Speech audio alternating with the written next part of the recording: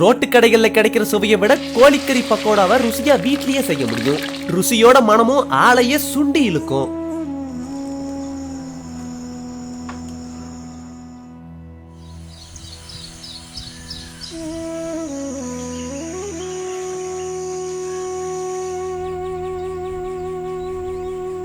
கோழிக்கறி பக்கோடா செய்யறதுக்காக 1 கிலோ கோழிக்கறிய கடையில வாங்கிக்கிட்டோம்.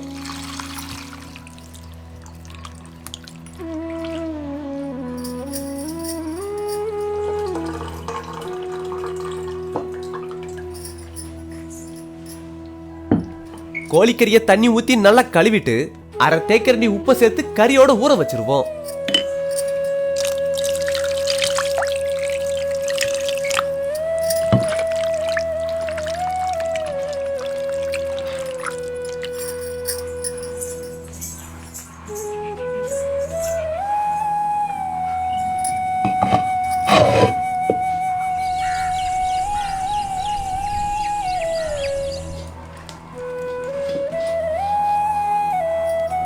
இப்ப 1 தேக்கரண்டி சீரகத்தை மிதமான சூட்டுல வறுத்து எடுத்துக்குவோம்.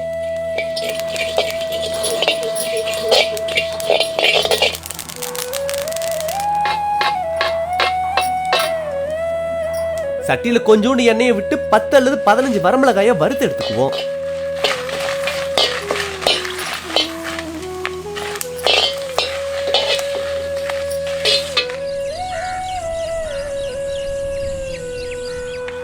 ரெண்டு தேக்கரண்டி விழுதுக்கு தேவையான இஞ்சி பூண்டு, வறுத்து வச்சிருந்த சீரகம், வறுத்து வச்சிருந்த வரமிளகாய், 4 ஏலக்காய் இதெல்லாத்தையும் அம்மியில வச்சு நல்லா அரைச்சு எடுத்துக்குவோம்.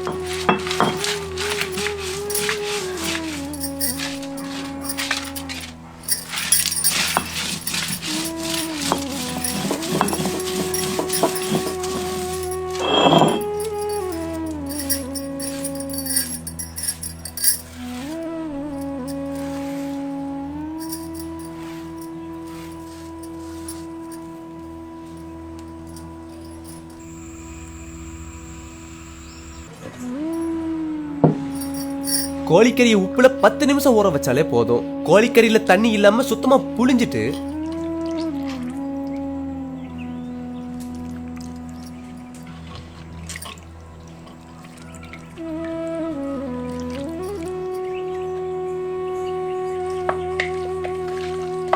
அரை தேக்கரண்டி வீட்டுல தயார் செஞ்ச கறி மசாலா, 1/4 தேக்கரண்டி மஞ்சள் தூள், கையளவு கறிவேப்பிலை கொத்தமல்லிய துண்டு துண்டா நறுக்கி சேர்த்துட்டு கறியை உப்புல ஊற வச்சதால 1/4 தேக்கரண்டி உப்பு, அடுத்து அரை எலுமிச்சப்பழ சாறு,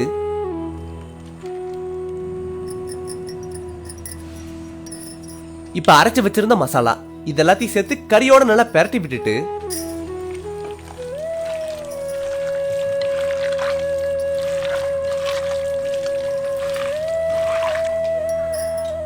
20 கிராம் கடலை மாவு, 20 கிராம் மக்காச்சோள மாவு இல்லனா 20 கிராம் அரிசி மாவு சேர்த்து கறியோட பிசைஞ்சு 1/2 மணி நேரம் ஊற விட்டுருவோம்.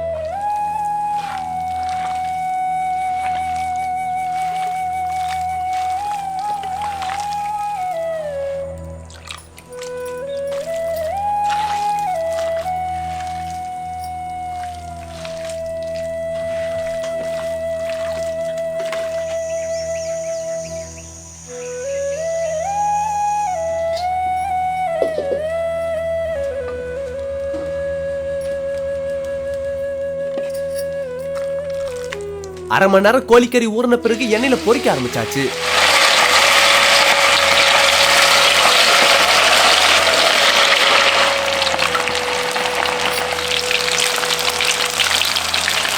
நாட்டுக்கோழிக்கறி சுலபமா எண்ணெயில வேகாது, அதனால பக்கோடாவுக்கு கறிக்கோழியை எடுத்துக்கிட்டோம்.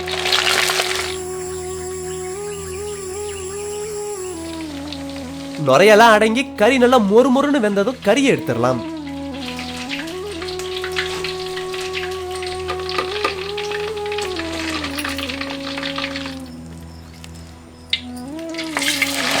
மாவோட கலக்கி வச்சிருந்த எல்லா கோழிக்கறியும் பொரிச்சுக்கிட்டாச்சு. கடைசியா கறியோடவே பச்சை மிளகாயமும் கறிவேப்பிலையும் பொரிச்சு சாப்பிட்றதுக்காக தயார் செஞ்சுக்கிட்டாச்சு.